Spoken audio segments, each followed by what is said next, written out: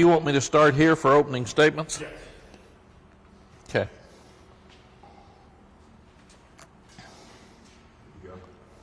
Amazing. Hey, Tommy. How you doing, Matt? They wanted me to close the door and not let you in. Well, I was going home taking a nap. 4 a.m. started. What was that, from the women's game?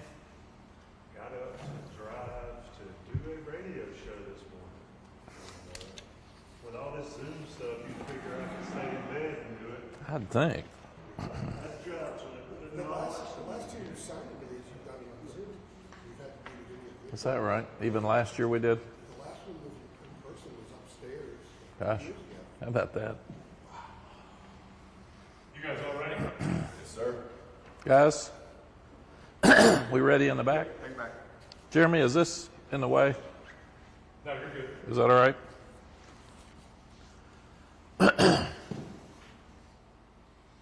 Okay, good afternoon, everybody. Signing day is a fun day for all college football coaches because it gives new opportunities for a lot of young guys. And this is a dream for them.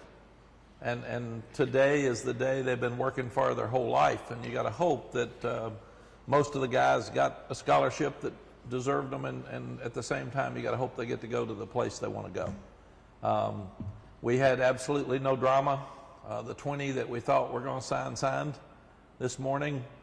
All of them were signed early enough that we could have our morning staff meeting and get ready to start recruiting for next year.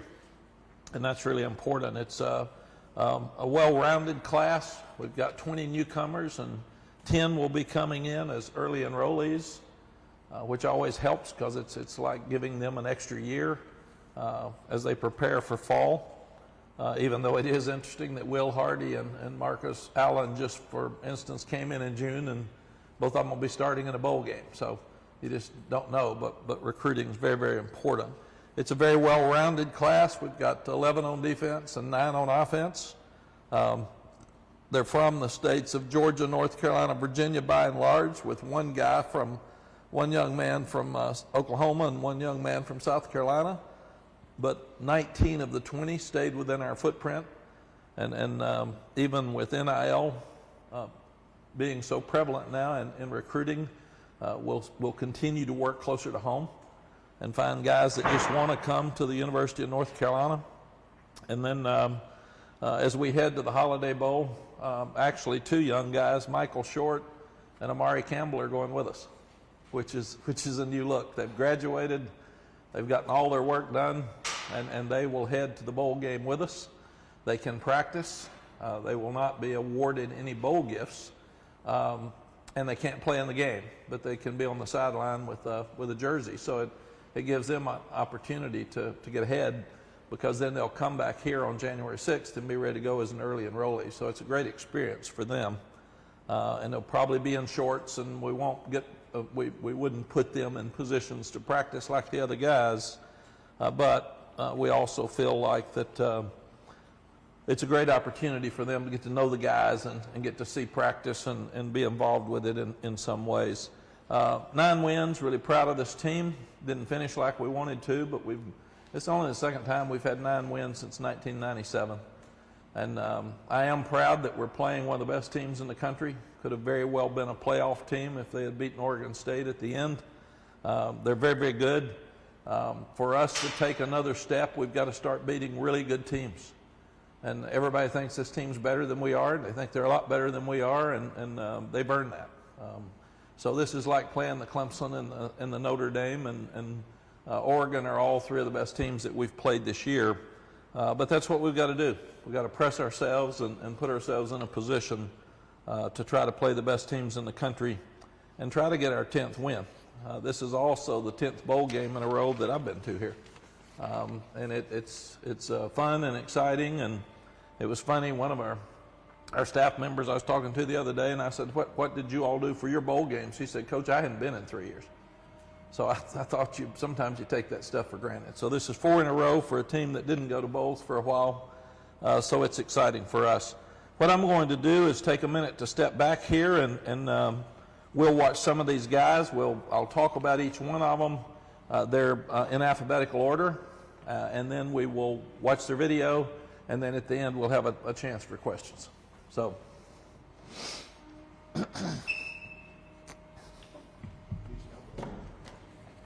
Get this out of the way.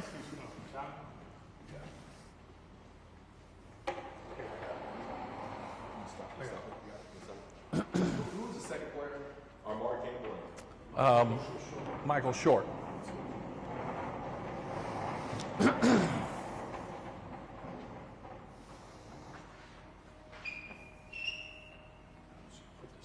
Yeah. Thank you. Try to move a little closer. What do you think? You staging them? Get them staged? What do y'all think? Yeah, this is good. I'm okay. Yeah. Really good. Are we all right back there? I'll get you in here, Matt. We got it? Good to go. Okay. If you hit the end button, Coach, you'll be going over. Hit the what? The end button. End to start and then play? Okay.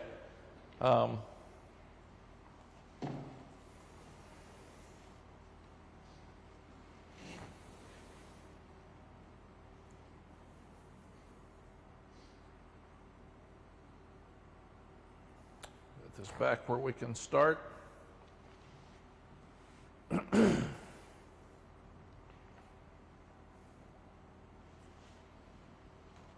Okay.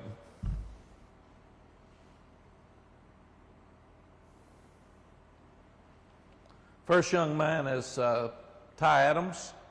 He's from Swainsboro, Georgia. He'll be a defensive back for us. He's 5'11", 175 pounds. He played quarterback, and he played defensive back, safety, and corner for a state championship run team. They played for the state championship and got beat.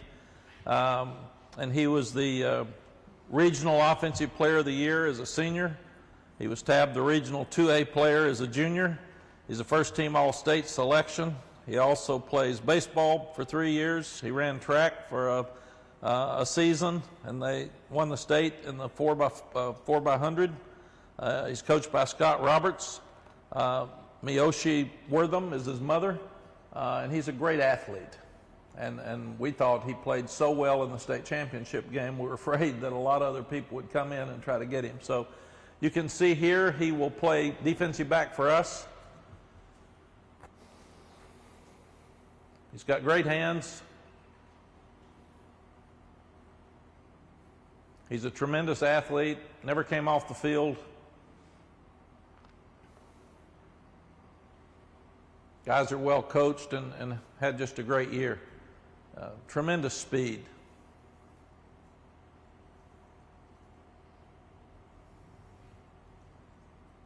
I think he scored 4 touchdowns in the state championship game. Here he is at safety.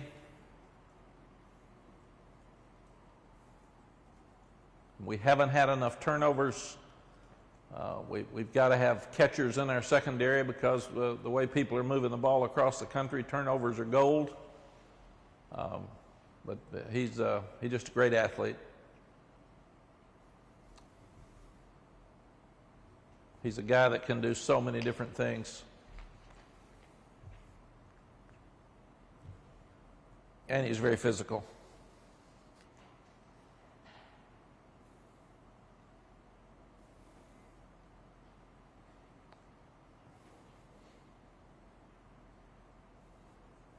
A lot of people came in on him after the state championship game, and he hung in there with us.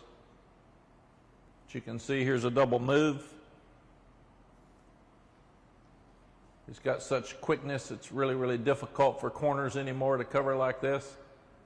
He can really start and stop, and then he plays the ball so well. Paul Billups, second guy. Really tall receiver. He's 6'2", 185 out of Western Branch in Virginia. It's Dre Bly's high school. He's an early enrollee, so he'll be here in 2 weeks. I should have said that they had Ty listed as the 113th ranked corner in the nation, number 116th player in Georgia, and there's such an upside to him because he's played both ways. Same thing with Paul. Paul's the 91st best receiver in the nation, number 16 player in Virginia. He was a 3-year captain. He's a defensive back, a kick returner.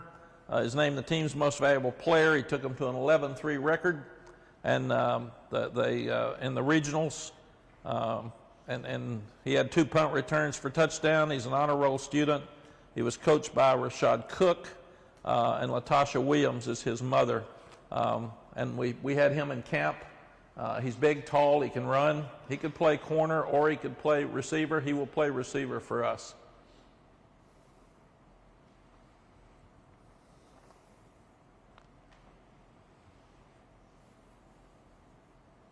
You can see that's just an unbelievable catch.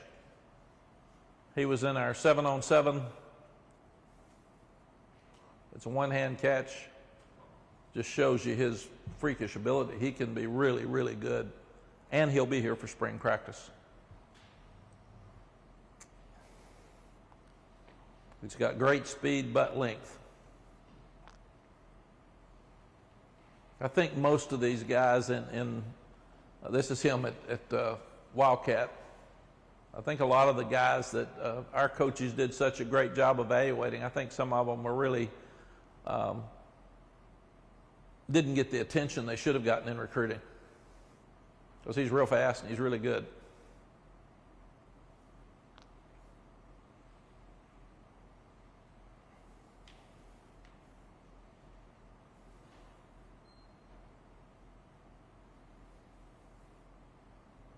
And he's so tall.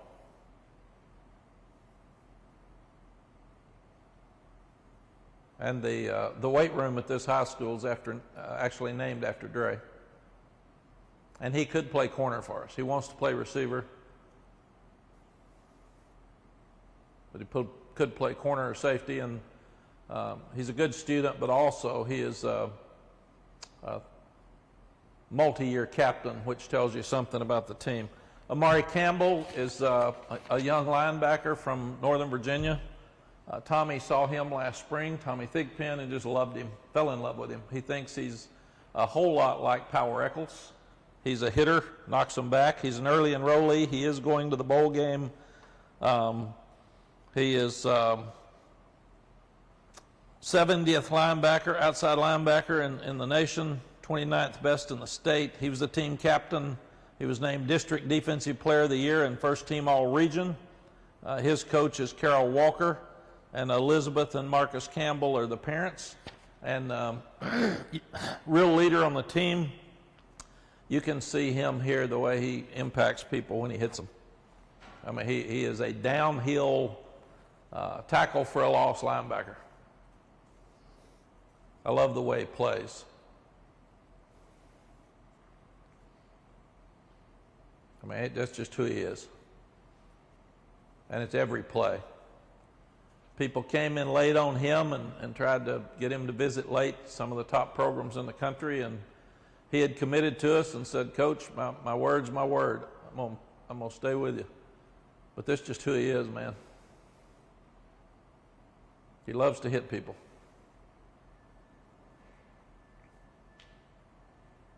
I think he's got a chance to be really good, and he'll be here this spring, and we've been so thin at linebacker. Look at that. He plays with such great leverage. I mean, he just knocks them out. So I love the way he plays. And we've got to get our numbers back up at linebacker. It really helps us that Ced Gray's coming back, but those guys coming in early will help us too. See, every hit he makes, he knocks them back. That's what we've said. There's nobody going forward after he hits them.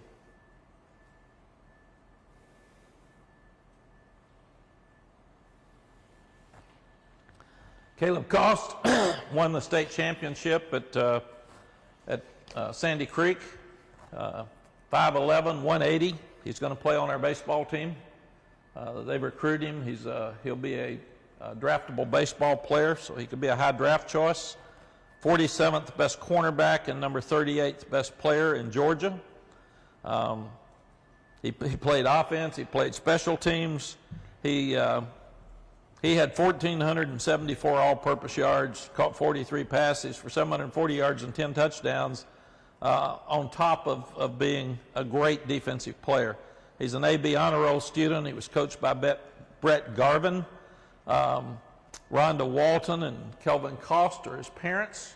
And I'm really excited about him. We think he can play all 5 places in defense. He's that talented. So just watch him here. The first pass that he intercepts was the one to win the state championship game. That was a heck of an interception. And that closed the game out. Is he early enrolled? Is he an early enrolled? No, he wanted to play baseball. That's right. So he is a baseball player. I wish he was, but the guys that aren't coming in early are usually private school guys that can't get out because they have a contract with a school, or they're like Chris Culliver's a great basketball player. They've got something they want to do in the spring, and we've told them, you don't get that year back. So if you want, we'd love for you to come in January, but if you can't because you want to play something, don't come here and then wish you had stayed to play. I missed my last year. That's not fair for us. That is a family decision. But this guy is a ball hawk now. I really like him. He's smart. He's competitive. He was highly recruited, but again, he didn't waver. People kept coming back on him, and these kids just wanted to be here. Here he is on offense. I mean, he could play receiver.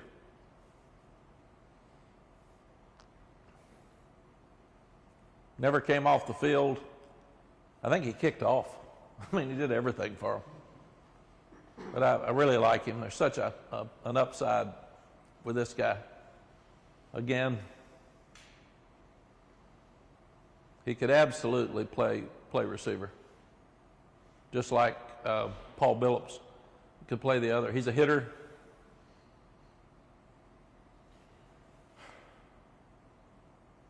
Loves football, really smart. Got a great mama.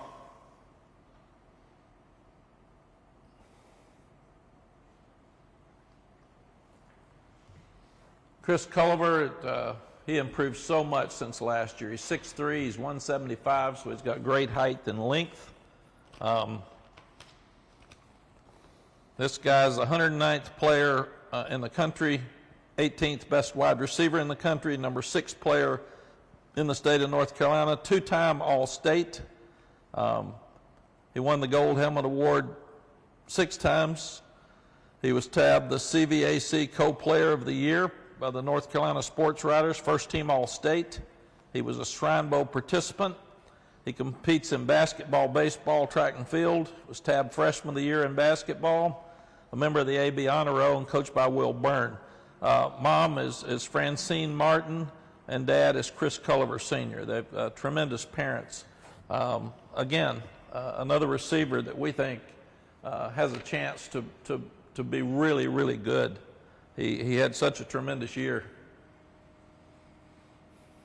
I mean, here's a catch, that one-hand catch. People on him. He can jump. He's got body control. He's got hands. He's got tremendous speed. Again, we thought his senior year, he probably improved as much as anybody we've seen. Whole bunch of touchdown catches.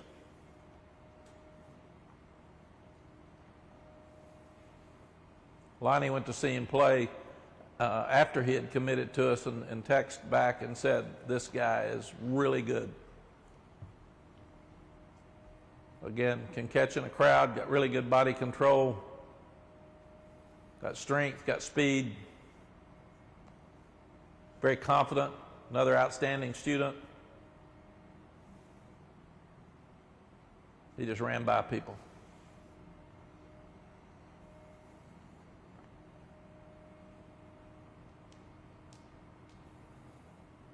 Again, can jump, body control. It's really good. Aiden Duncanson, he played quarterback and safety. He was not as highly recruited because he had an ACL 2 years ago, and that slowed down the process, and he's come back and done such an outstanding job. He plays at the same school with Caleb Lavalley that we signed at linebacker. He's 6'2", 185, can get much, much stronger. He was number 52 safety and number 69 player in Georgia, two-time All-State selection. He also competed in 100 meters, 200 meters, and relays. He was a state runner-up as a junior. Coleman Joyner is his coach. Allison and Philip Duncanson are mom and dad, and mom actually ran track at Vanderbilt and coaches track at the high school and is an administrator. This guy never came off the field. So he was out there for every play as a quarterback and a defensive back, and you'll see him at both here. Another really good athlete that can play the ball and has hands. Really feel like the way people are moving the ball that you can't afford to miss opportunities for turnovers. You got to have defensive backs that can catch the ball. And not only can he catch it, he can return it, and he's 6'2". This is him at quarterback. Again, a very good football team and never came off the field.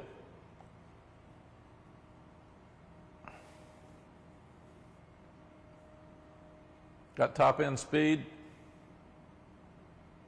at 6'2".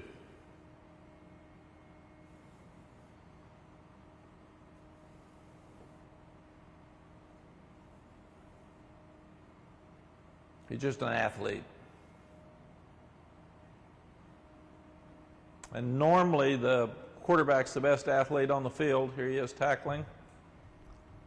If you just took quarterbacks off great teams that were super athletes, you'd probably have a good recruiting class. But when you see Ty Adams and Aiden Duncanson, both of them never left the field. Yes. When you have quarterbacks that play defense, do they generally see things differently than Yes. when they play defense? Yeah, they can read what the offense is doing better because that's what they've done their whole life. It's a great question, Andrew, but absolutely. They can feel it, they can see it, anticipate it, the whole thing. DJ Geth was a fun signee. His mom and dad went to school here. His aunt went to school here.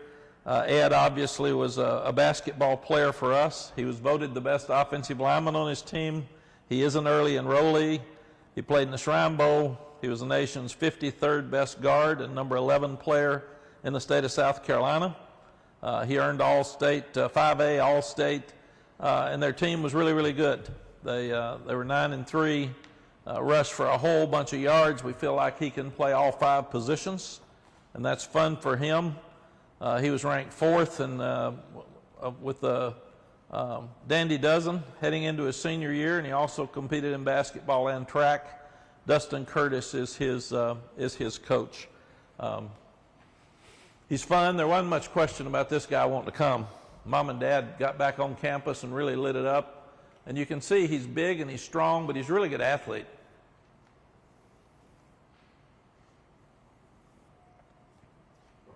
He'll be here in 2 weeks, so he can run. I think he's really a good player. We're just lucky when you've got mom and dad that love the school. Before he comes in, look at his back angle here. He comes off the ball, really aggressive,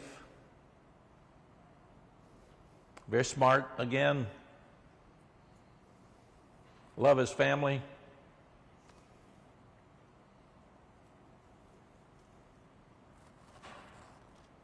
And you love recruiting somebody that wears Carolina blue and loves this place as much as he does.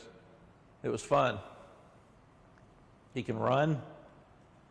He could play center, so we're looking at him at center and guard for sure. He can play tackle, but we'll probably look at him at that. RJ's very, very similar. RJ Grigsby. He is an early enrollee. He's the 69th interior offensive lineman in the country, 89th in Georgia. He helped his team to 10-2 and 9-3 seasons the last 2 years, which is the first ever back-to-back regional championship for a junior. He's an honor student. He's coached by Shane Queen. Letitia and Robert Grisby are mom and dad. Big, strong, highly recruited player that we really like. Watch him, he comes off the same way. He's got a flat back, good feet, and really strong coming off. Both of these guys are over 300 pounds.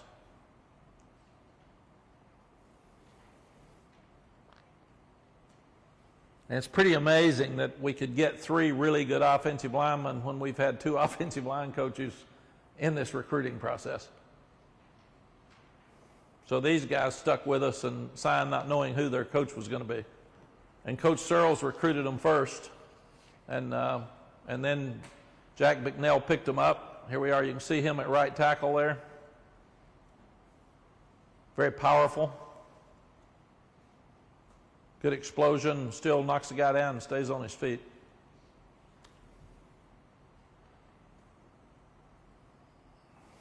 Him at right tackle again.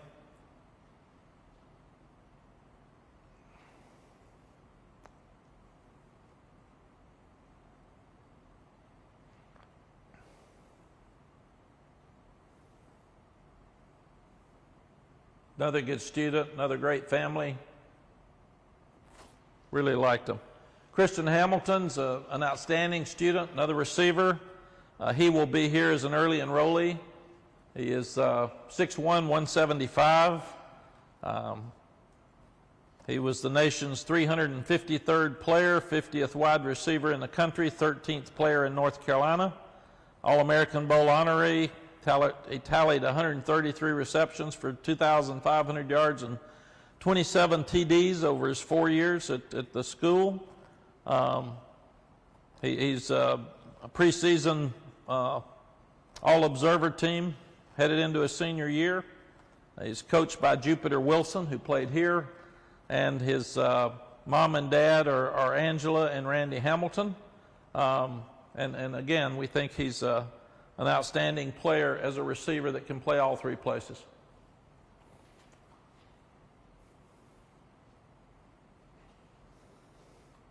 He's fast, he's smart, got great hands. Can make people miss in space. Got the speed to outrun them. And he and Paul will be here, and Paul Billups will be here in 2 weeks. You want guys that can take something and turn it into nothing.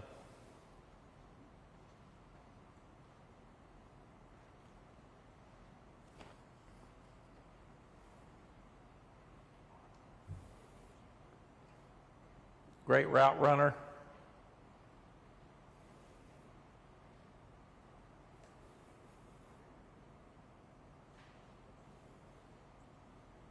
Good ball skills. Time to jump. He was recruited by about everybody, like all the other 2 receivers.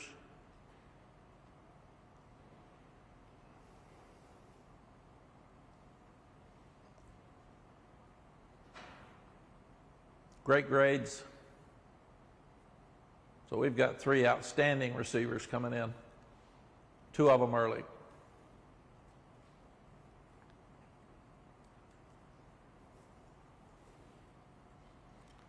We've tried to get an emphasis on pass rush because we haven't done that very well since we've been here, and it's something we keep talking about, but we need to do. Jabron Harvey is a local young man that the number 16th outside linebacker in the country, number 5th player in the state, all-state at Southern Durham.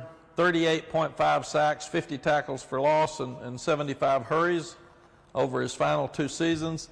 He had 28 sacks as a junior, which led the nation. And that's what we're looking for. We're 28 sacks as a junior that led the nation. He'll be here in 2 weeks. He's a member of the National Honor Society. He's coached by Coach Darius Robinson. Kyla and Jamie and Harvey are mom and dad. Samaya is mom, Kyla's stepmom. Dad is Jamie. Samaya's mom. And Tavares Hargrave. His stepdad, Jamian, dad played football at West Virginia, and mom actually played softball at Pittsburgh. And they had their senior day, and they were all out there together. So they're a wonderful blend of a mixed family, and they're showing how to make blend families work and make what's best for him. But he's 6'3", 225 pounds now instead of 215. He's gained weight already. He will be here in 2 weeks. He was a guy that there were two local guys that were great pass rushers, and we knew we had to have them both. And you could see him coming up inside here as a pass rusher.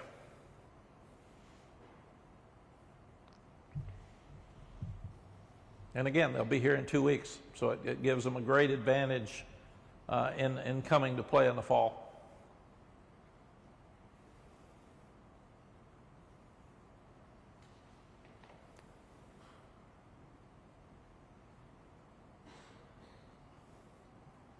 And we haven't played as well on defense here as we've played on offense, so we've got to keep recruiting great players.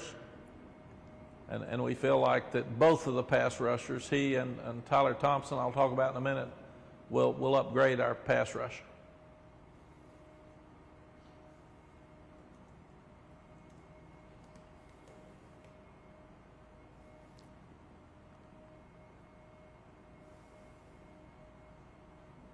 He's another one that gets from here to there real fast. Got great quickness and body control, hard to block. Very highly recruited.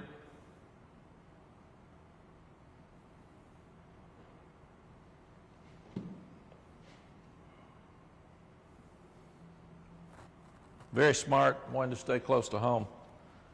Tad Hudson. Tad's a quarterback from Huff in Charlotte, 6'3", 220. Early enrollee, number 146 player in the top 300 of ESPN, the 10th best pocket passer, and the number 3 player in the state of North Carolina. He was team captain.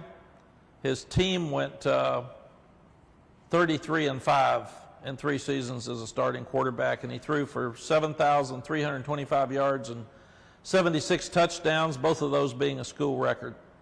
He also was power forward on the basketball team, third baseman and pitcher on the baseball team. He was an all-conference baseball player, and he was coached by Matt Jenkins. Mom, Alicia, and Dad, Kevin. Kevin played football at Wofford. And just a note, Tad's sister dates Drake. So we had Drake as a good recruiter there moving forward. So here is Tad.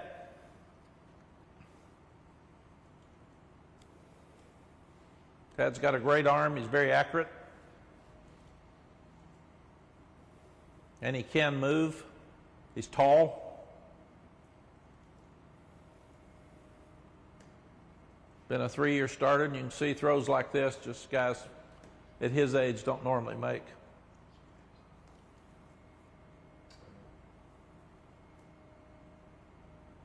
He can move. And even more than that, he can throw on the run.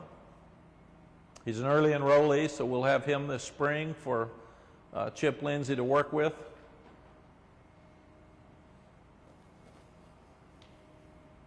And he's been about every game for the last couple of years, so he knows our offense and knows what we're doing. Caleb Lavallee is a linebacker from Georgia. He and Aiden Duncanson played together. 6'1", 215 pounds, number 15 inside linebacker in the country, number 30th player in Georgia, was a 2-time team captain, first team All-State, was the regional defensive player of the year, a member of the Georgia High School Football Daily Top 100 and the Marietta Daily Journal Dynamic Dozen. He led Georgia in tackles at 15.6 per game. Also catcher and outfielder on the baseball team. That's why he will not be coming this spring either. He was the regional player of the year, and he's coached by Coleman Joyner. His mom, Courtney, went to Air Force. His father, Matthew, played football at Ithaca College. And he is on the National Honor Society and National Art Honor Society. very special young guy. You'll see, like Amari Campbell, he plays downhill. He's very, very physical. He's fast.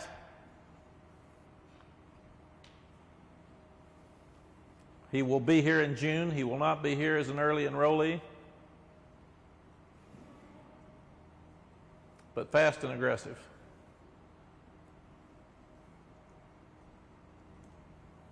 Doesn't come off the field. He plays offense too. Like Aiden. He can catch. That's what we said. Very good baseball player. Another one, very highly recruited. A lot of people, after he committed to us, came back and tried to change his mind, and he had no interest. He wanted to be here.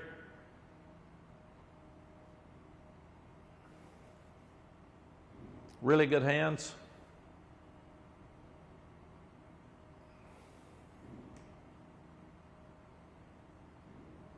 Good player in space.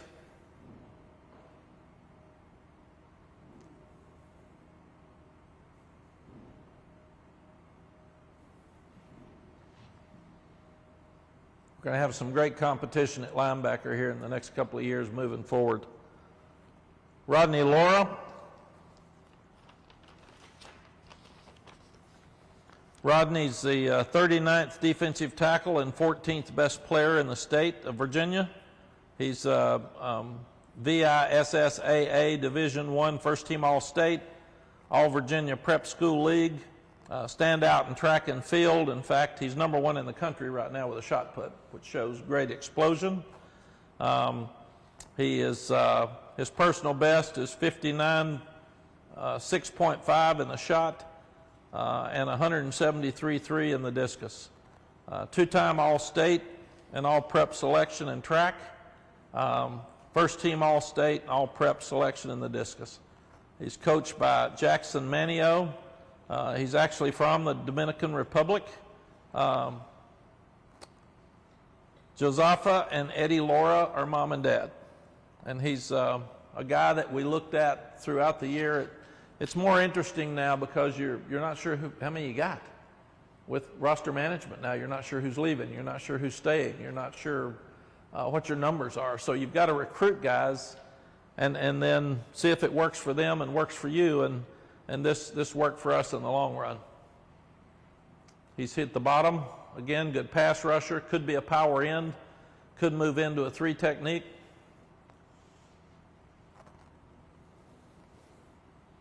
He's 6'4", 265. Could be 290.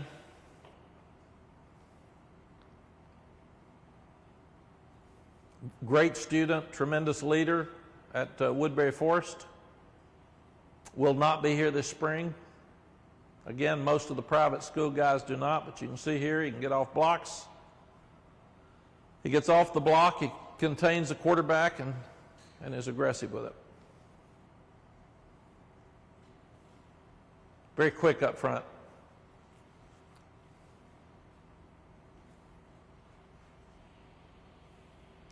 Another pass rusher. And that's a guy at 6'4". Jordan Louis actually decided today, he moved from Alabama into Georgia because he wanted to play a better grade of football and have a chance to show who he was better. He's the 20th best running back in the country, 33rd best player in Georgia. He claimed he was a member all-region for the touchdown club of Gwinnett County. As a senior, he rushed for 1,558 yards, 15 touchdowns. He averaged 10.8 yards per carry and posted 7 games of at least 100 yards or more. He returned 18 kickoffs, 4 of them for touchdowns. He also plays basketball and he ran track. His coach is Todd Wolford and mom's Alicia and dad is Horace. So we weren't even going to take a running back. And as we kept watching Jordan, and he was very, very interested in us, we felt like that he was a guy we couldn't turn down. But originally, we weren't going to take a running back. Again, highly recruited. A lot of people came in on him late. Very good student. Came to visit us twice without an offer. And the more we were around him, the more we liked him. Got great speed.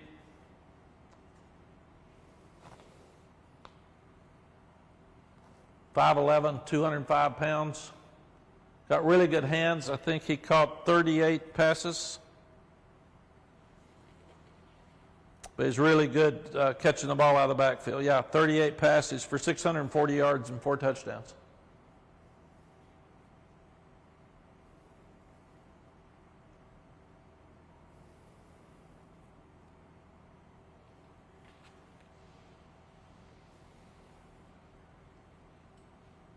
And one of the reasons that we took another back is we've had some injuries there.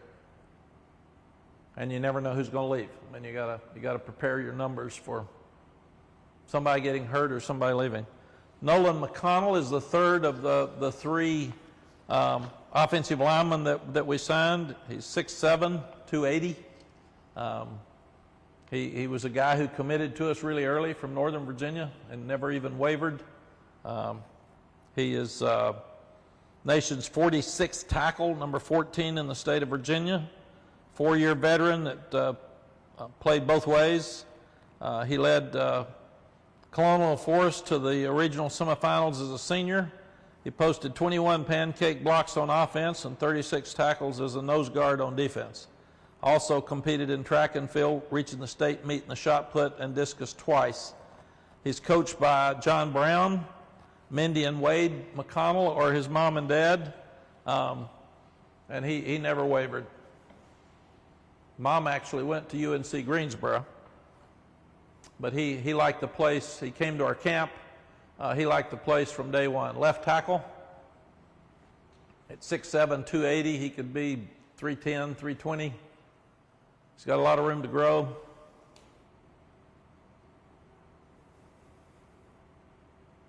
Again, with the changing in coaches, he chose the school, not the coach. So he didn't waver at all. Really move his feet for a 6'7" guy.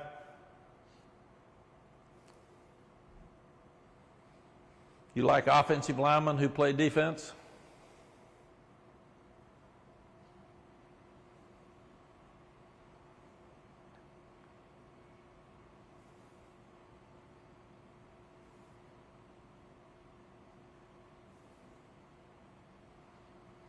Trey Miller was a young man that played at Hoover High School in Alabama.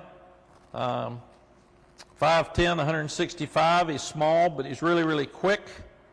He's the number 56 cornerback in the country, number 9 player in the state of Oklahoma. He's at Deer Creek High School in Edmond, Oklahoma. They had a 10-2 record. Went to the state playoffs. He was also 12-1 and 11-2 when he coached when he played at Hoover High School in Alabama with the top competition. Earned Most Valuable Player in the Rivals Underclassmen Challenge his junior season. 11-2, and they reached the 7A state semifinals. He played against Connor Harrell, and Connor knew him from that competition. Wade Stanley's his coach. Ebony and Dale Miller are mom and dad. He will come in and he will play either corner or star for us. He could play the nickel position, either one. But right now he would be coming in as a cornerback. Very aggressive, very quick, good ball skills.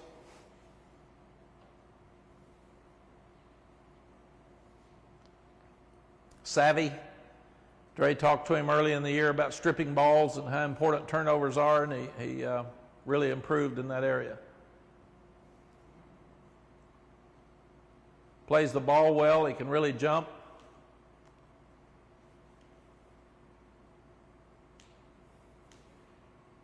See him here at the bottom. Very aggressive. Taking on the blocker, getting rid of him with his hands and still making the tackle. And stripping the ball.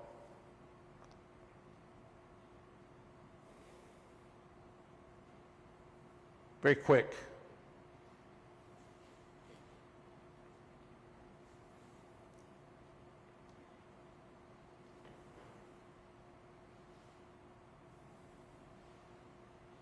Now you got to have plays that guys at corner that can be 80-20% successful. See him getting off the block here at the bottom when on the deep ball, because we're getting so much of that in college football. Plays well with his hands, gets off the block, and makes the tackle. Julian Randolph is 6'5". We saw him 2 weeks ago, 10 days ago. He's up to 250, and he can really run. I think this guy's one of the best tight ends in the country. He was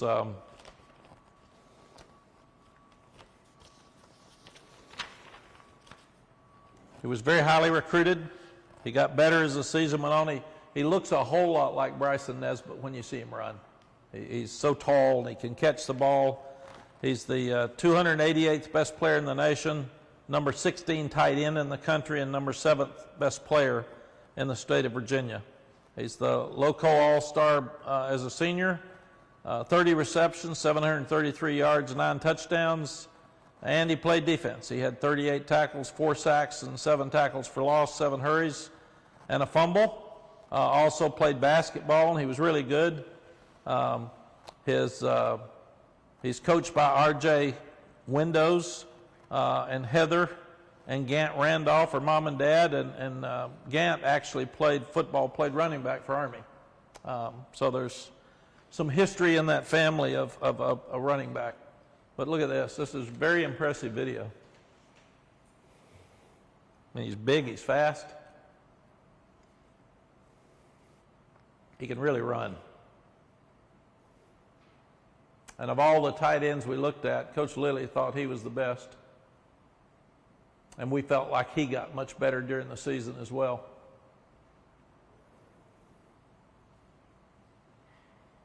You can see the body control at 6'5", catching the ball behind him.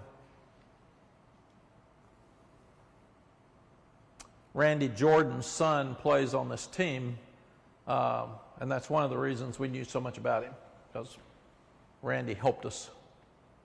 But just big and fast. I mean, that's impressive.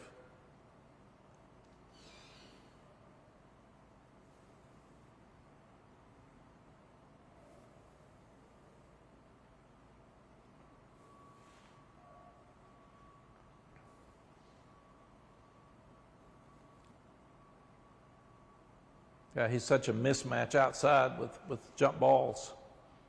That one-hand catch over the outside. I really like this guy and think he's really good.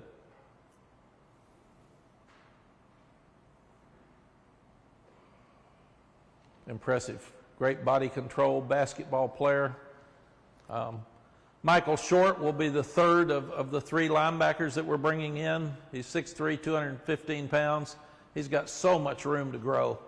He'll be so much bigger in a short period of time. He is going to the bowl game with us. He's an early enrollee, obviously. He's ranked as the nation's 111th linebacker, number 3 player in North Carolina, 33rd player in North Carolina, was a team captain, earned All-State. He was the team's most valuable player, was a Shrine Bowl selection, also competed in baseball, and he 200 meters and long jump in track and field. He's a member of the AB Honor Roll Society. Kennedy Tinsley is his coach, who played football here.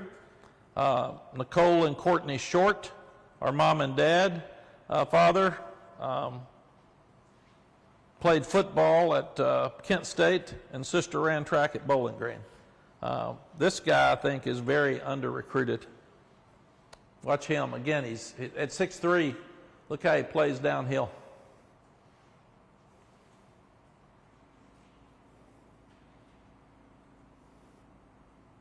And he will hit you. And there's no telling how. We needed some length. We needed some size. And he's got the length. He's going to be more the size of Sebastian Cheeks.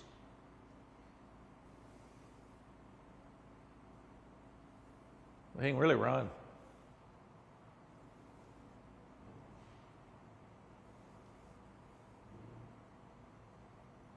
And his senior tape is better than his junior tape. He just got better. That's one thing about recruiting. We're forced to recruit guys so early. that in some cases you miss a guy like this. Look at this. This is very impressive. You miss some guys like this early, and especially with the COVID years because we didn't have camps and we didn't get to see them. So a couple of years ago, we were 3 years into guys because we had watched them grow up. Some of these guys we didn't. Joel Starlings is 6'5", 310. Again, had a tremendous senior year. He committed to Michigan and then flipped he decommitted from Michigan and then came to us. He didn't flip to us. 202nd best player in the nation in the top 300. Number 12 defensive tackle in the country. Number 4 player in the state of Virginia. So a 4-way varsity player, a 4-year varsity player. First team All-State, 2-time second team All-State before that. They lost in the state championship game. He's coached by Greg Lilly. He is a tremendous leader in the school. His school is a religious and military school. I think it's Catholic and military, and he's got really good grades. Jamie Jones and Willie Starlings are mom and dad, and his video is very impressive. He never wavered as well.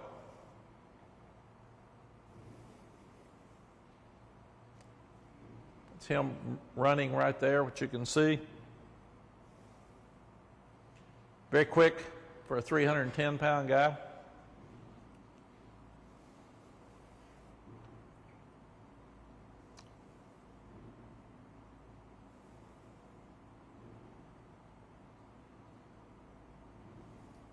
We think all of his is ahead of him too, but he can run for a big body.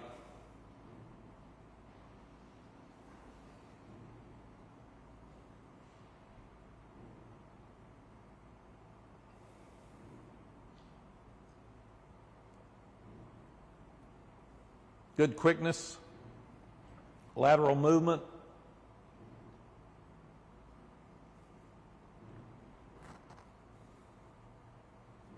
Start looking at 6'5", 310. That's a big man.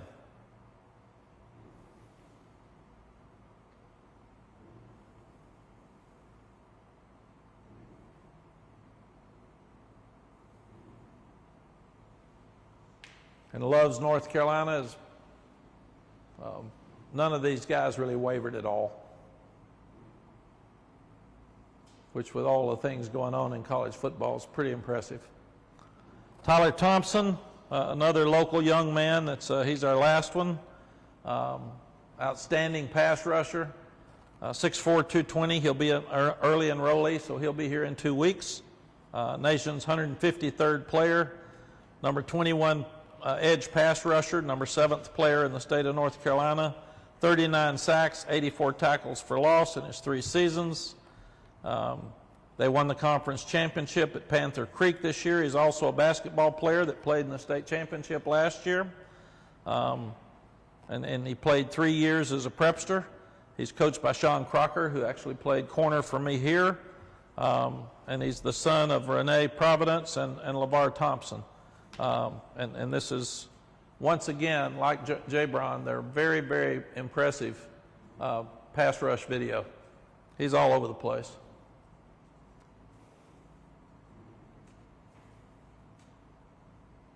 Very quick, got length at 6'5", got enough athletic ability to tackle a guy and steal the ball. Another very highly recruited young man that we were able to keep close to home.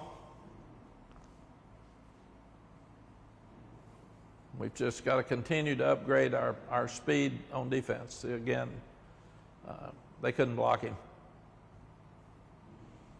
2 very impressive local pass rushers.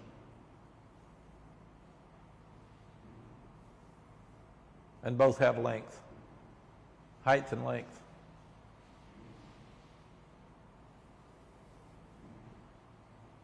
They tried to double team him here and still couldn't block him.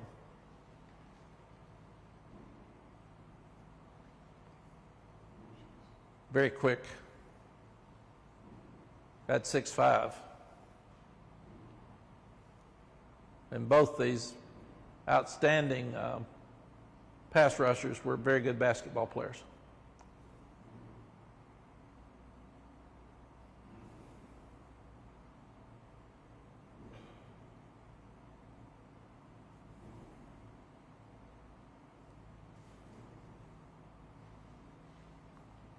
and it'll help them so much to come in early.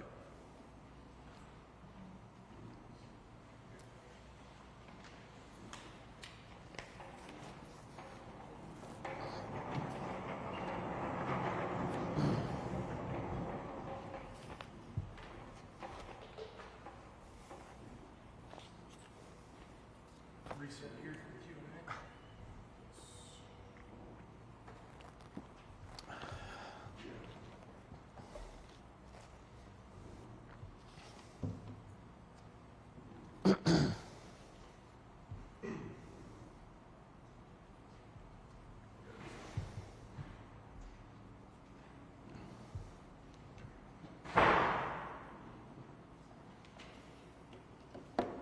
Just let me know when you guys are ready.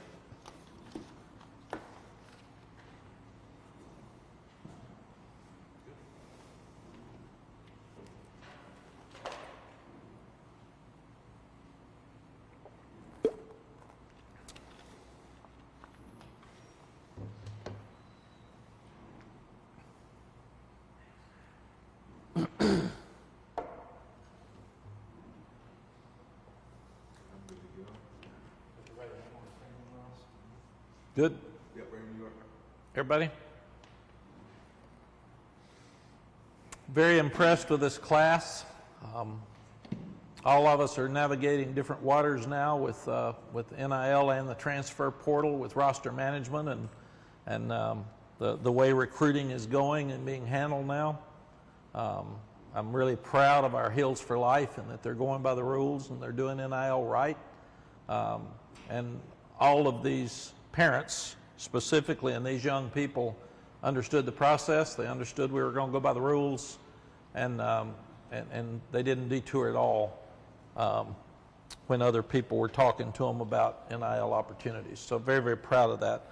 We probably lost 5 guys because of NIL with some people not going by the rules, but we're really, really proud of the 20 that we got. And then we'll add some more transfers to this roster, and by June we should have an improved roster. Questions? You say you lost 5 guys. Can you clarify on that? Is that the guys that decommitted or guys that? Both. Both.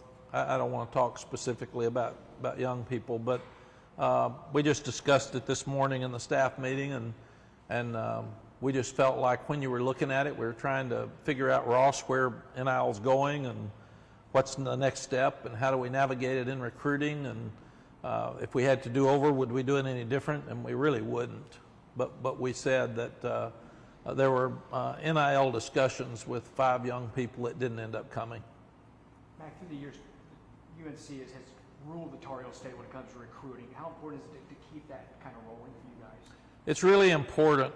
Now more than ever before, recruiting is just so different because it's about your roster. And you have to look at guys who are going to transfer out. You have to look at guys that are transferring in.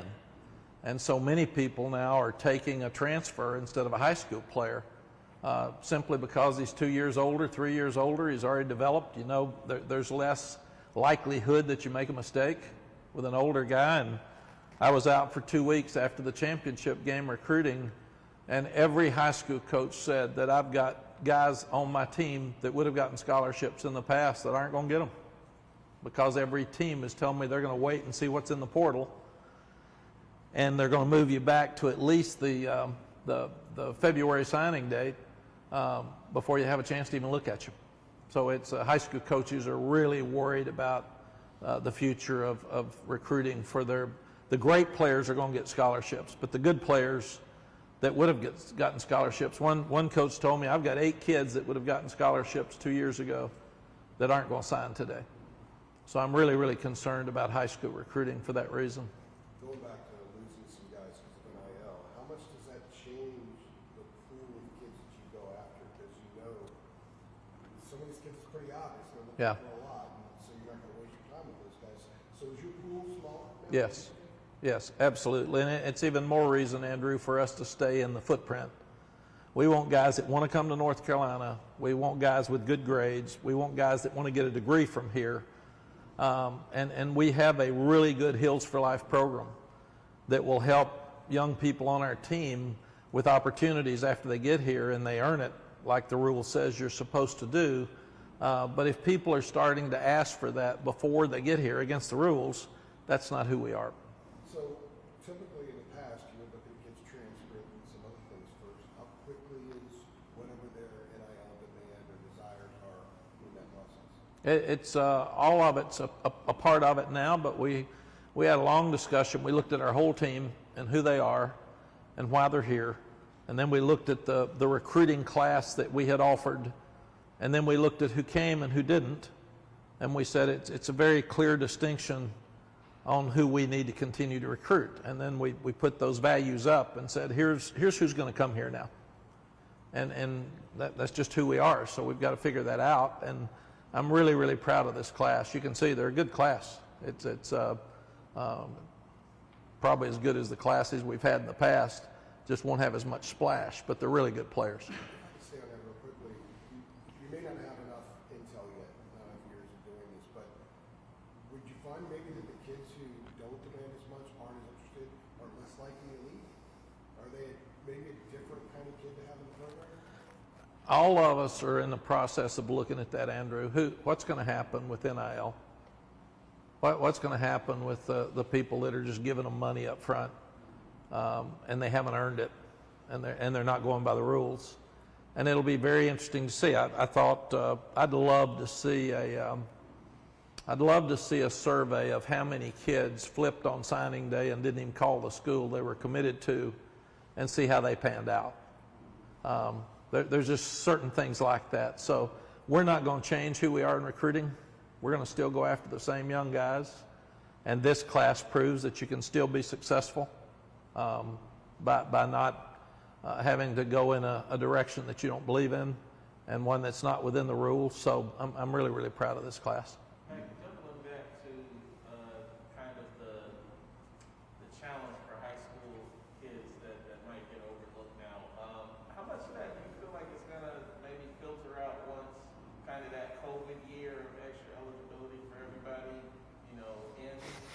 CL, it's a good point. I think it'll change some, but I think, again, the transfer portal is going to continue to hurt the high school player, because if you've got a coach that's in some trouble and he's got to win next year, he's not worried about that 23 recruit that's going to take 3 years to play. The other thing that I'm worried about that's happening with all of us, it's happening with fans, but it's also happening with coaches, is for whatever reason, we've got less patience than we've ever had before. And I said this the other day, we're expecting an offensive lineman to come in and play as a freshman. Most offensive linemen don't even play their third year. But now it's easier to go get a senior offensive lineman than wait on that freshman or sophomore to grow up. So I'm just concerned that we've lost our patience. Everybody's got to win now. People are getting fired faster than ever before. People are more angry than ever before. So we've got to be really, really careful that we don't take some shortcuts to try to get to that place without building a program. I'd still rather build our team off high school players and supplement with transfers. I don't want to be just a transfer program. You mentioned the class lacking a splash. You have 2 of the top 10 players in the state. But usually you had more last couple classes. You had 5, 6, even up to 8. What do you think the reason was that you weren't able to get those big top 100 kids in this class? Well, I think we did.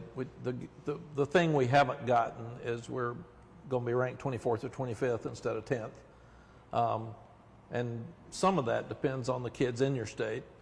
And then some of that depends on how many are around you. Some of that depends on the academics. And now you've got to add the NIL.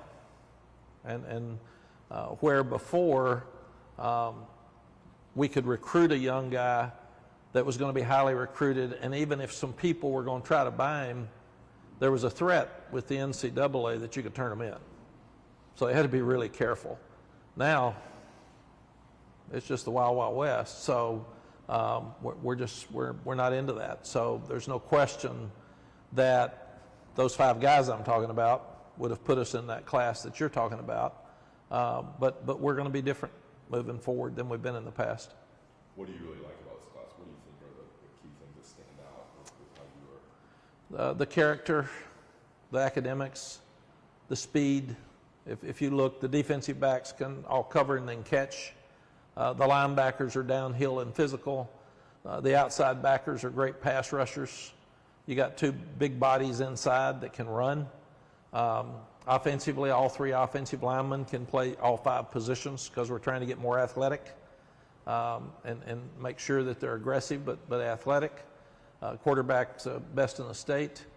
The running back's one of the best in the country. He's averaged 10.8 yards per carry, and 3 wide receivers can all come in and play, in my estimation, and the tight end looks great. So I think, again, some of the guys were under recruited or under evaluated in recruiting, but you watch that video, it looks pretty good. You mentioned that evaluation. I guess this is your 5th class, 19 sort of half and half, 20 and then COVID. Do you feel like this class is as close to be able to fully vet, fully evaluate those guys by your staff, you and your staff, as you've had here at North Carolina since you've been back? I think it was the one that was the top 10 class, Tommy, because we had time to evaluate them for 2 years, camp. We knew them. They were at every basketball game. They were at football games. And even this group is kind of coming out of COVID, and then you've got to add NIL to it. So I really think it was that top 10 class was the one without NIL and that we had time to evaluate, because most of those kids were already on our campus. We knew them, we had relationships with them, and then they couldn't go anywhere else after COVID hit. So the only kids we lost that year were ones that were going, that had never come here. And they wanted to come here and they'd set visits, but COVID happened so fast. It just, people started canceling visits and we couldn't do it. But, and also this is impressive that we lost 2 coaches as late as we did, and not one of the kids even wavered with the coaches leaving. And I think that means that we picked the right people for the school, not just people for a coach. Did any of the new coaches reach out, like Chip Lindsey reach out to Tad Hudson, the offensive line? Yes. Reach out to the linemen? How did that work? It was such a quick turnaround. Well, one of the reasons I wanted to hire fast before the bowl game was we got transfer portal linemen. We got receivers for the coordinator. They want to know what we're going to do, and quarterback. And so, yes, immediately when they were hired and they were legal to do it, Randy called all 3 commitments at the offensive line, and Chip called Tad immediately. And then obviously Chip was here for recruiting for the weekend. Randy didn't come till Sunday night, so he didn't get a chance to meet the recruits. But they can talk to them and FaceTime them. And they went home last night, but they're going to call all the guys today and congratulate them and start that relationship with them. Your last 5 commits, I think, were kids that were committed elsewhere originally. You have that on top of playing the ACC title game and all the portal stuff. Is this the craziest 6 weeks, 7 weeks leading up to signing day you've ever experienced? It is. It just you didn't know what day it was. You didn't have enough time to figure it out. I think I was saying, "Is this Tuesday?" Just because you didn't look up. And I do think that's why we need to look at possibly moving the signing date back, letting players finish, and if they're going to transfer or transfer in, they'll at least know who the new coach is if a coach gets fired or coaches leave. And bowl games are a mess right now because North Texas had an interim coach because they fired their coach. And, you look every day. Liberty last night had an interim coach because Coach Freeze left to go to Auburn. So bowl games, I worry about being safe, and I worry about it being best for the kids. We've got Lonnie Galloway's recruiting the portal, trying to help our kids that are leaving. He's recruiting 3 high school kids. He's coaching quarterbacks and receivers, and he's calling plays for the first time in his life in a bowl game. I mean, that's a load now. So I'm not sure we shouldn't just take a deep breath, and we've got to look at college football in general and what do we need to do to make it, again, best for the kids, best for the coaches, and then that would be best for the players, because we're going to a 12-team playoff. If people get so thin they don't have enough players for bowl games, or if all the coaches are going to start leaving, then we're going to have to, they're going to reevaluate bowl games. And I hate that because a lot of the kids can never get to the playoffs, and a bowl game's a great reward for them. Let's take on that. Some of the later commits you got in prior classes were kids that weren't committed elsewhere. Like I mentioned a minute ago, a lot of these kids weren't. When a kid commits somewhere else and he was once on your radar, how often do you kind of stay with him just in case? Not just in respect to communication, but following his progress that season. So when a Duncanson, for example, you realize, okay, we might need him, and he starts talking to you more, you're already caught up with him. Because we don't offer a lot of guys, Andrew, and because of the transfer portal and roster management being so crazy, you constantly say, I'm not sure what's going to happen. Hang in there with us. Just hang in there, because there may be an opening, and this could happen. It could happen very quickly. So our coaches do that. I don't do it, but the coaches do. What is the primary NIL rule that you would say is being broken? The NIL rule is that the collective can only talk to your players and offer opportunities after they're in school. There are schools that are absolutely telling people they're going to pay you this much money and get you a free apartment in recruiting. And that's just an absolute violation. So would you want to move, sorry, to get off that topic here quickly, do you want to move the signing date back to February? Yes. Is that what you discussed? Ross, I was the president of the AFCA when we made the early signing date. And what we wanted, and we probably didn't understand it well enough, the legal part of it, we wanted early enrollees and a legacy player. So if there's a guy who his parents went here and he didn't want to visit anywhere else, he just wanted to come to North Carolina, let him sign in December. But also the early enrollees, because they didn't have a signing date. And they were just out there. So they'd have to have their own little deal. But there should have been a signing date. So that was our proposal from the AFCA board to the NCAA. NCAA said legally you can't allow a certain group to sign and then keep another group from signing. So they had to allow everybody to sign. And then it went crazy and everybody started signing, and you really only had one signing date, and maybe the second one was for guys that got overlooked or somebody who decided they weren't going to sign because the coach got fired, or a new coach coming in would have to sign some later. And now coaches are leaving before bowl games, and I understand it, because if a new coach gets the job, he wants you to recruit. So I got that. I did the same thing. I just got lucky that Chip wasn't calling plays, so it didn't disrupt Gus, and Randy was through with his bowl game. But all of a sudden now, kids feel like they got to sign. Transfers are coming in. Transfers are leaving. I don't think it's fair to our team that we don't have our offensive coordinator and our offensive line coach playing against one of the best teams in the country in the bowl game. It's not fair to the kids or our fans. Not fair to the coaches that are being shoved into a different role. And then if a coach gets fired, or if a coach leaves, like we had the two leaving, and it's right at signing date, kids don't have enough time to really make a decision on whether they still want to go or not. So I think we should really slow down, move everything back, and make it more like the NFL in the fact that you can't take a job as an assistant coach till 5 days after your last game or till the day after your last game, so at least you're not disrupting the bowl game. And nobody's calling head coaches anymore. They're just all hiring them. So they walk in one day and tell me they're gone, and then I got to figure out who I'm going to hire, who's going to coach the bowl game. I got to get a hold of all those kids as it's out there. So I just think it'd be better for everybody if we slowed down, had more patience, and moved things back more like the NFL. It sounds pretty dire for college athletics, really, but college football, is there some positive aspects of all this mess? Absolutely, Tommy. And I wrote some thoughts down here, and it's some people think you're whining as a coach when you're being honest. One of the things this is my whole life. My family, my faith, and college football is all I got. That's all I've had my whole life, and I've always wanted to go by the rules. I've always loved the game and want what's best for the game, and I love the kids and want to mentor them. And now I'm old enough, most of the younger coaches can't speak because everybody beats them up, and they're afraid of it. They're afraid they'll get fired. They're afraid everybody will be angry at them. They're afraid they get bad publicity. I'm not worried about any of it. So it doesn't matter. So I feel a responsibility to say what I think that the others think, because I have so many call me all the time and they can't speak. So I thought about this. You think about the transfer portal.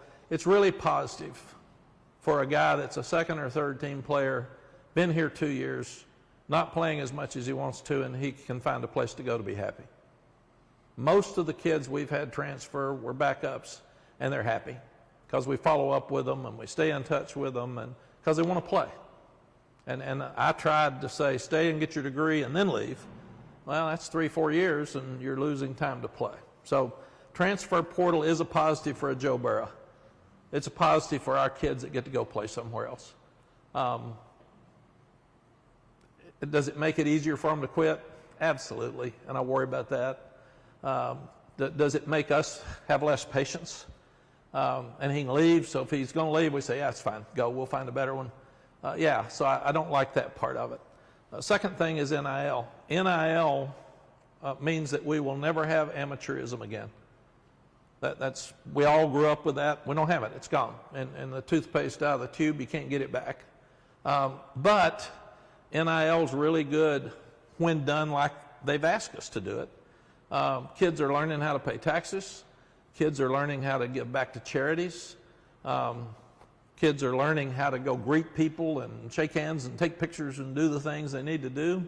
Tylee Craft is able to get some funds through NIL opportunities to help him offset the cost of his cancer and his treatments. So there's a lot of good things. Nobody is against young people getting money. But all of a sudden then it's just like the cheaters, too much is too much. And it's not whining, it's fact. And what is too much money for a young person? You start saying, I was thinking about this, when you start looking at it, the first thing it does, it makes recruiting non-competitive. So the teams that pay the most money are going to have the best teams, and they'll be the 12 teams playing in the playoffs. That's the first thing.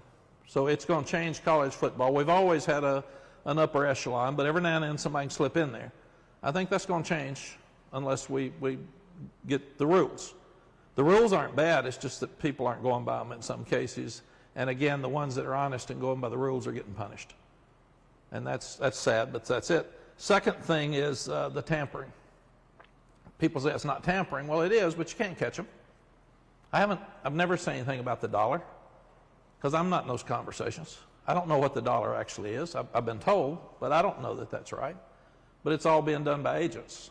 So when we gave players agents and coaches have agents, it's all being done by agents. So people say, well, call them out. You can't. You can't call them out. You don't have written facts.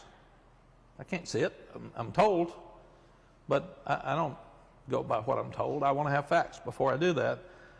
And then you start looking at, Tommy, this really worries me. We're going to ruin Group of 5 football. And we've already ruined FCS football because all of the best players are wanting to go play at a higher level. And then some are giving them inducements to do it. And that's the tampering that we got to figure out how to stop that. We had players last year, it wasn't just this year, that people tried to get to come off the campus. And as we said, we're killing high school football. We're killing players' opportunities to go to college. And the other thing about the transfer portal that I really worry about, Tommy, if it's my son and 40+% don't find a place to go, you're having young guys that give up a scholarship, go into the transfer portal and can't go to school. Now that's bad. So then I think we're going to see graduation rates crash. We're going to see APR crash, and we've worried about that our whole lives, and now it's not even being talked about. But transfers, by and large, have a more difficult time of graduating. So those rates are going to crash. It's going to be awful. And more than anything else, I'm worried about mental health because these young guys are pressured. They feel like they got to leave. They're pressured with money, and I think we'll see a higher drug use, we'll see higher alcohol use, more depression, and I really think even the possibility of more suicides because we're asking young people at 18 to 20 years old to be making decisions that they didn't have to worry about 3 years ago. So I'm sincerely concerned about those things, not whining.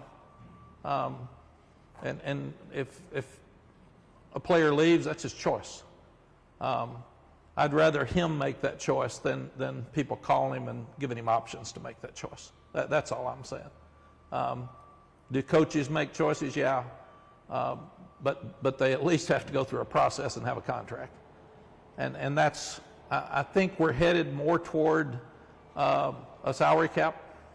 I think we're headed more toward the NFL. I would have never thought that the NFL has better guidelines than college football. And that's what we are. And Group of Five and FCS coaches are now feeder systems for Power Five. I mean, that's what we are. I've had so many calls from Group of Five and FCS coaches the last month saying, "What do we do, Coach? What do we do? We're desperate." I don't know what to tell them. So hopefully with the new president of the NCAA, hopefully with people like me speaking out, we'll at least address it. I just want to address it. I want to get back in college football where we have sound guidelines. There's always going to be cheating. There's always going to be people taking shortcuts. And the other thing, Tommy, that I'm worried about, and it's real, is when they say that you don't have a 25 cap on the front end for initial signees. You can sign as many as you want. People are going to run off players on their team that aren't good to bring in a transfer.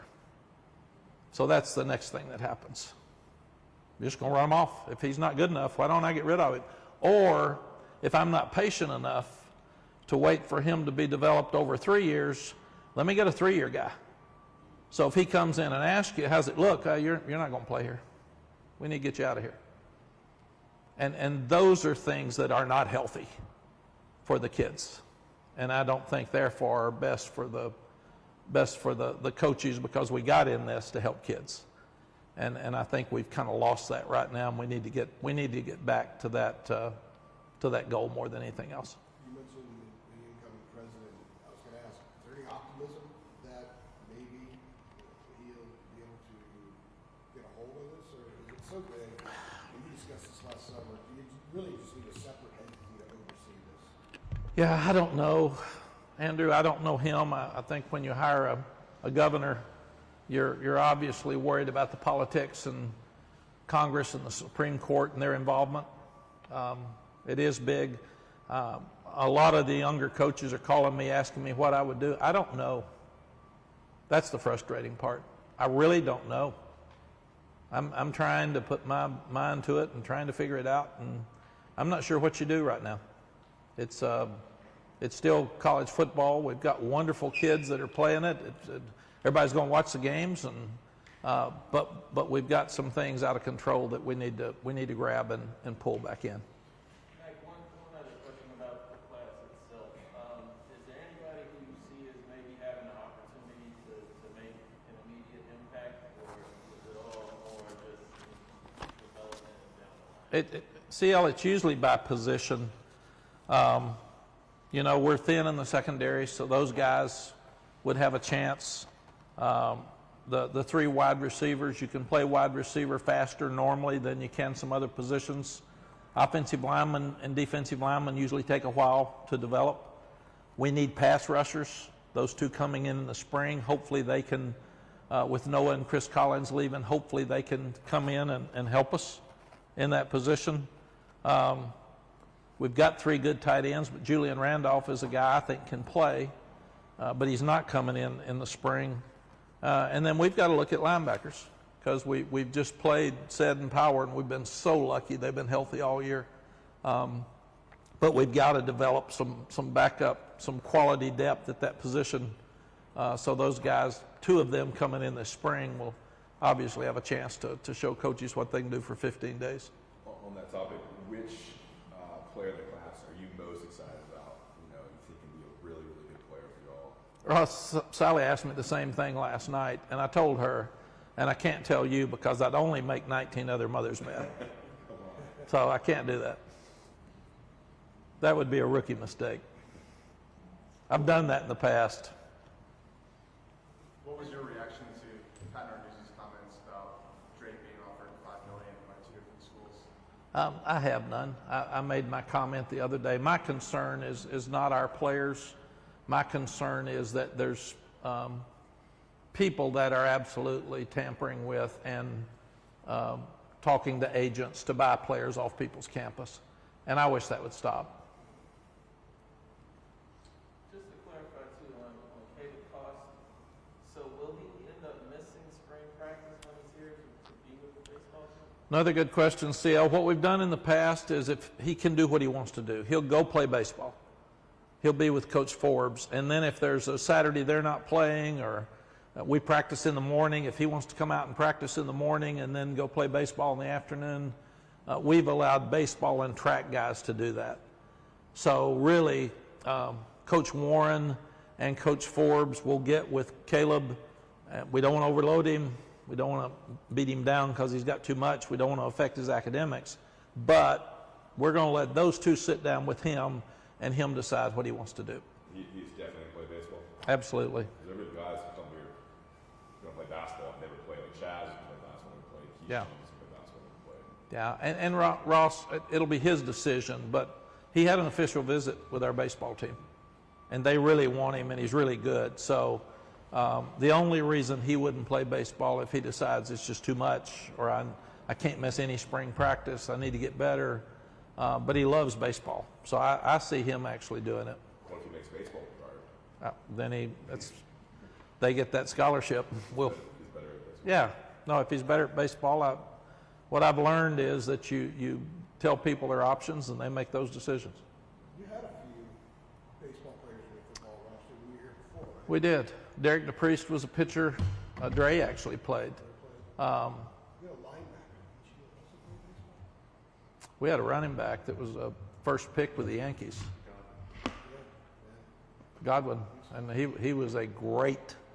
He's so fast, and he went for baseball.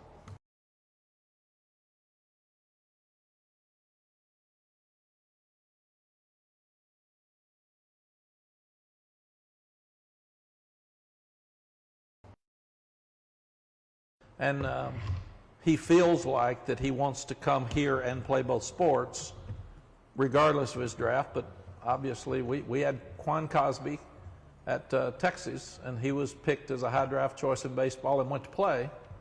And then 3 years later, we signed him again and brought him back in to play football. And he had a great career for us. Baseball can get a lot of money now. Yeah. Who are the 10 early enrollees again? Can you give us those names? Yes. I got him right here. Okay, Paul Billups, Amari Campbell, DJ Geth, R.J. Grigsby, Christian Hamilton, J. Brown Harvey, Tad Hudson, Nolan McConnell, Michael Short, and Tyler Thompson, with Michael Short and Amari Campbell going to the bowl game. With that bowl game stuff, there's going to be kind of observing and then getting involved a little bit and meeting rooms, things like that. Yes, they'll be in shorts, they'll do drills, but won't put pads on, won't hit anybody. We would just, they'll work out with the strength coaches and start learning what that's about. But yes, it's more of an orientation than anything else. So what is the schedule? Y'all leave Friday for San Diego. Yes. Practice schedule, getting ready, obviously Christmas is in there. What's it look like for the players and the coaches before the bowl game? I guess would be at 5 o'clock out there. Yes. Wednesday. Tommy, we'll work back days like we do for a Friday game. This is a Wednesday game. You get there Friday, so you start working back to Tuesday would be Friday, Monday would be Thursday, Sunday would be Wednesday, Saturday would be Tuesday, so it's a very, very short week. And we'll practice, I think we practice from like 11 to 1, and then they have, they go to the zoo one day, you go to SeaWorld one day, you go to a ship and let them tour the ship one day. Those are the 3 events they have. So it's going to happen fast. It's a great city. Yeah, They will enjoy that part of it. yeah, And that's your point about the bowl game. It is. They've got to have fun. And last year I think we were beaten down and weren't excited about playing the game, which is my responsibility. This year we got so many guys coming back that they're going to play hard. Everybody thinks Oregon's got a better team, and they're really good. I got scared talking to our coaches. How about tailbacks, man? They're real fast. What about the receivers? They're great. What about the offensive line, man? They can knock you around. They look like Clemson. And the quarterback's one of the best in the country. So tight ends are really good, too. They use them really well. And I said, great, guys. I'm excited. But again, this will be another good measuring stick for us to see how far we got to go to get where they are. We want to be Clemson. We want to be Oregon. We want to be Notre Dame. Then we got to take another step. Anything else? All right, folks. Thank you. I did have to swap out a tape and battery. I gotta save some for basketball. Oh, that's right. What time is that? Headed right now. 7? I'm gonna go put these up and head on. So over. you're all headed down there? Yeah. Are you really? Some of us are already down there. Yeah, I'm going